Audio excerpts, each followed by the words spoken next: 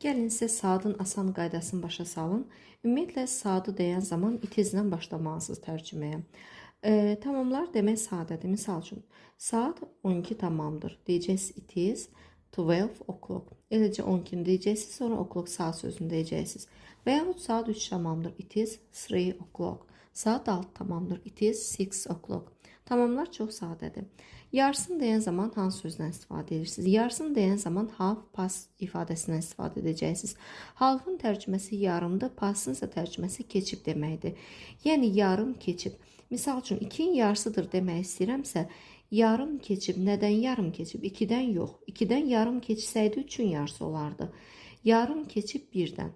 1-dən yarım keçibsə, deməli 2-nin yarısı oldu. Deyəcəm it is half past 1. Misal üçün 12-nin yarısıdır demək istəyirəmsə, mən 11-dən yarım keçib deməliyəm. Deyəcəm it is half past 11. İndi keçək işləmişlərə.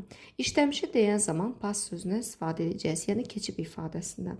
Misal üçün keçib deyən zaman birinci dəqiqəni deməlisiniz. Misal üçün 10 dəqiqə işləyibsə deyirsiniz it is 10 minutes, 10 dəqiqə keçib 6-dan. Çünki 6-dan 10 dəqiqə keçir, 7-yə işləyir.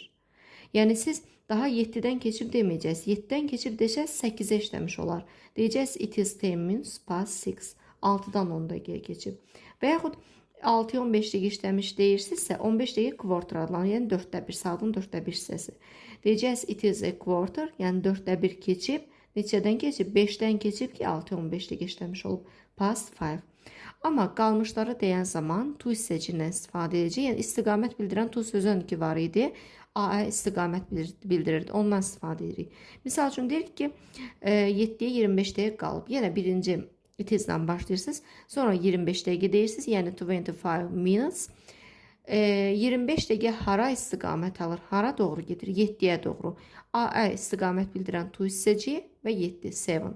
Daha saatın özündə. Çünki 7-yə doğru gedir 25 dəqiqə. It is 5 minutes.